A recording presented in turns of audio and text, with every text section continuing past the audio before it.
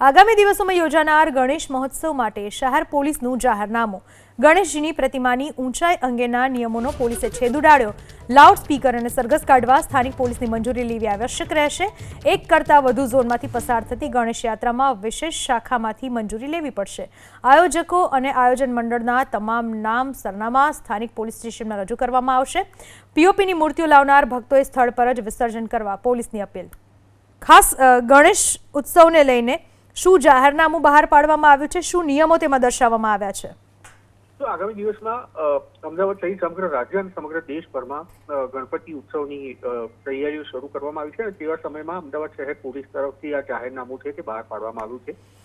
અત્યાર સુધી પ્રતિ વર્ષ જે જાહેરનામું બહાર પાડવામાં આવતું તેમાં ભગવાન ગણપતિજીની મૂર્તિને લઈને સ્પષ્ટતા કરવામાં આવતી હતી, જેનો આ વખતે અમદાવાદ પોલીસ તરફથી છેદ ઉડાડવામાં આવ્યો છે અને મૂર્તિ કેટલી સાઇઝની લેવી, કેટલી ઊંચાઈની લેવી તેને લઈને કોઈ ઉલ્લેખ કરવામાં આવ્યો નથી.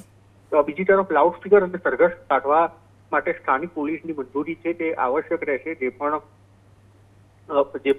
આયોજકો છે તેમના નામ સરનામા અને તમામ વિગતો છે તે સ્થાનિક પોલીસમાં દર્શાવવાની ફરજિયાત રહેશે. આ ઉપરાંત ગણેશ વિસર્જનના દિવસે અથવા ગણપતિના સ્થાપનના દિવસે અલગ અલગ ઝોનમાંથી આ જે યાત્રા નીકળશે તો તેની પરવાનગીની પ્રક્રિયા છે તે સ્થાનિક પોલીસ સ્ટેશનમાંથી નહીં પરંતુ અમદાવાદ પોલીસ કમિશનર કચેરી હેઠળની વિશેષ શાખામાંથી લેવાની રહેશે.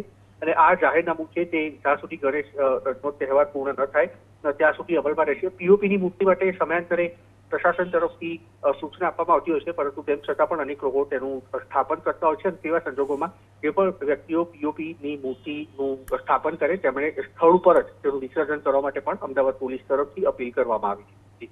આભાર આપનો તમામ માહિતી બદલ.